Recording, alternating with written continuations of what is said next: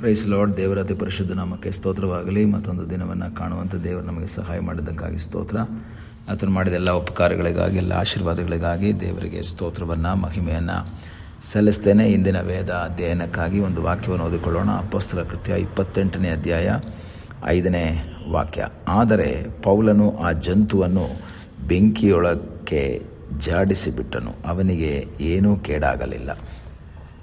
ಅಪೊಸ್ತಲನಾದ ಪೌಲನು ಅಗ್ರಿಪ್ಪ ರಾಜನ ಮುಂದೆ ಮಾತಾಡ್ತಾನೆ. ನಾನು ಚಕ್ರವರ್ತಿಯ ಮುಂದೆ ಮಾತಾಡಬೇಕು ಎಂಬುದಾಗಿ ಹೇಳಿದ್ದರಿಂದ ಅವನನ್ನು ಚಕ್ರವರ್ತಿಯ ಮುಂದೆ ನಿಲ್ಲಿಸುವುದಕ್ಕಾಗಿ 27ನೇ ಅಧ್ಯಾಯದ ಆರಂಭದಲ್ಲಿ ನೋಡ್ತೇವೆ. ಅವರು ಪೌಲನನ್ನು ರೋಮ್ಗೆ ಕರೆದುಕೊಂಡು ಹೋಗುವಂಥ ಪ್ರಯತ್ನವನ್ನು ಮಾಡ್ತಾ ಇದ್ದಾರೆ. ಆ ಪ್ರಯಾಣ ಬಹಳ ಕಷ್ಟಕರವಾಗಿತ್ತು ಅಂತ 27ನೇ ಅಧ್ಯಾಯ ನಾವು ನೋಡ್ತೇವೆ. ಅವರು ಪ್ರಯಾಣ ಮಾಡ್ತಾರೆ.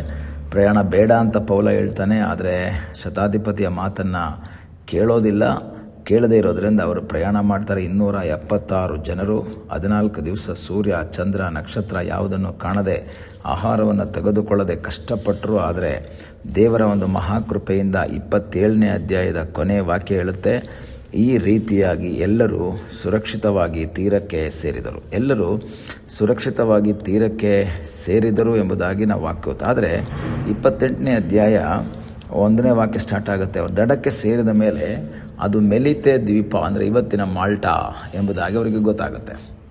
ಮೆಲಿತೆ ದ್ವೀಪಕ್ಕೆ ಸೇರಿ ಅವರು ಬಹಳ ಸಂತೋಷ ಪಡ್ತಾರೆ. ಏಕೆಂದರೆ 14 ದಿವಸಗಳಿಂದ ನಿರಂತರವಾದಂತಹ ಸಮಸ್ಯೆಗೆ ಒಳಗಾಗಿ ಚಳಿಯಿಂದ ನಡುಗುತ್ತಾ ಕಷ್ಟಪಟ್ಟು ಬಂದಂತಹ ಆ ಮಾರ್ಗ ಬಹಳ ವೇದನಾಜನಕವಾಗಿತ್ತು, ಕಷ್ಟಕರವಾಗಿತ್ತು. ಆ ಕಷ್ಟಕರವಾದಂತಹ ಆ ಒಂದು ಅನುಭವದಲ್ಲಿ ಅವರು ಒಂದು ದ್ವೀಪಕ್ಕೆ ಬಂದರು. ಅವರಿಗೊಂದು ಸಮಾಧಾನ ಏನು ಅಂದರೆ, ನಾವು ಪ್ರಾಣ ಕಳ್ಕೊಳ್ಳಿಲ್ಲ. ಏಕೆಂದರೆ 276 ಜನರಿರುವಂತಹ ಹಡಗು ಒಡೆದು ಹೋಗಿ ಎಲ್ಲರೂ ಮುಳಿಯುತ್ತೇವೆ ಎಂಬ ಒಂದು ಯೋಚನೆಯೂ ಸಹ ಇಲ್ಲದೆ ಪ್ರಾಣವನ್ನು ಕಳೆದುಕೊಳ್ತೇವೆ ಎಂಬುದಾಗಿ ಯೋಚನೆ ಇದ್ದಾಗ ರಾತ್ರಿಯಲ್ಲಿ ದೇವರು ಪೌಲನ ಸಂಗಡ ಮಾತಾಡ್ತಾರೆ.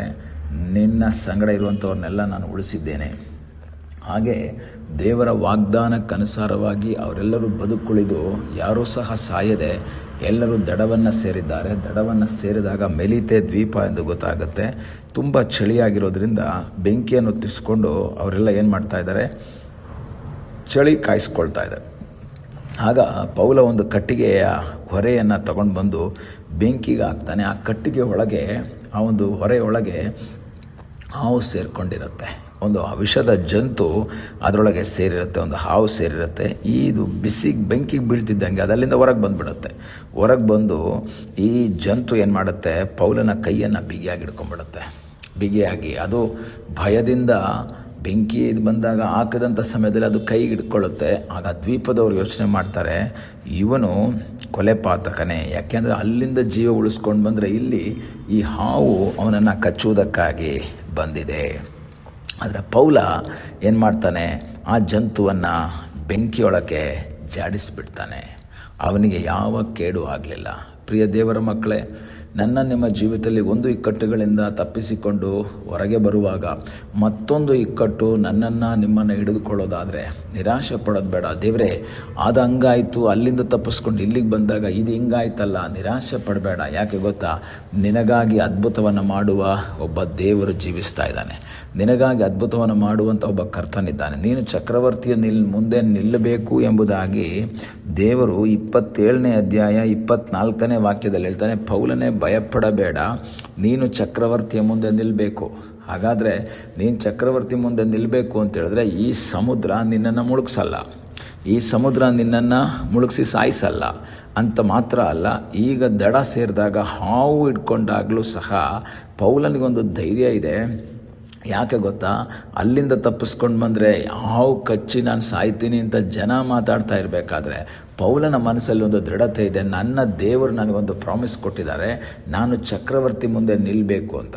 ಚಕ್ರವರ್ತಿ ಮುಂದೆ ನಿಲ್ಲಬೇಕು ಅಂತ ದೇವರು ನನಗೊಂದು ಪ್ರಾಮಿಸ್ ಕೊಟ್ಟಿದ್ದರೆ ಹಾವಲ್ಲ, ಇನ್ಯಾವುದು ಬಂದರೂ ಸಹ, ಯಾವುದು ನನ್ನ ಕೈಯನ್ನು ಸುತ್ತಕೊಂಡ್ರು, ನನ್ನ ಕುತ್ತಿಗೆಯನ್ನೇ ಸುತ್ತಕೊಂಡ್ರು ಸಹ ಇದು ಯಾವುದು ನನ್ನನ್ನು ಏನು ಮಾಡೋಕ್ಕೆ ಸಾಧ್ಯವಿಲ್ಲ. ಕಾರಣ ದೇವರ ವಾಗ್ದಾನ ನನ್ನ ಮೇಲೆ ಇದೆ.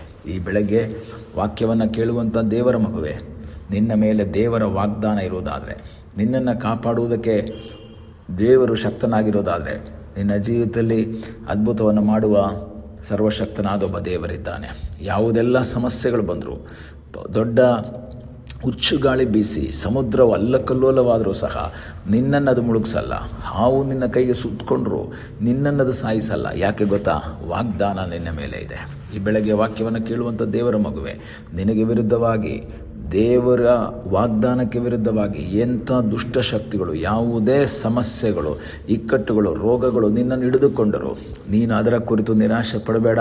ಪೌಲನು ಜಾಡಿಸಿದ ಹಾಗೆ ನೀನು ಜಾಡಿಸುವುದಕ್ಕೆ ತಯಾರಾಗುವುದಾದರೆ, ಕೊಡವಿ ಬಿಡುವುದಕ್ಕೆ ತಯಾರಾಗುವುದಾದರೆ, ನಂಬಿಕೆಯಿಂದ ಮುಂದೆ ಸಾಗುವುದಕ್ಕೆ ತಯಾರಾಗುವುದಾದರೆ, ನಿನ್ನ ಜೀವಿತದಲ್ಲಿ ಅದ್ಭುತವನ್ನು ಮಾಡುವುದಕ್ಕೆ ಶಕ್ತನಾಗಿದ್ದಾನೆ. ಪೌಲನಿಗೊಂದು ನಂಬಿಕೆ ಇದೆ, ನನ್ನ ದೇವರ ಮಾತು ನಡೆಯುತ್ತೆ ವಿನಃ ದೊಡ್ಡ ಸಮುದ್ರದ ಶಕ್ತಿ ಅಲ್ಲ.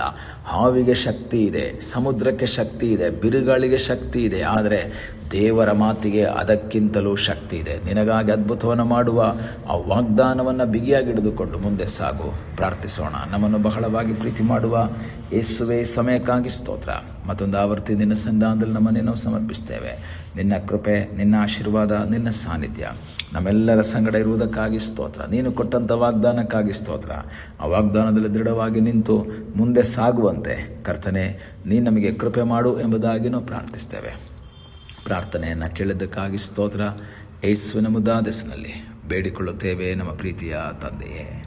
ಆಮೇನ್. God bless you.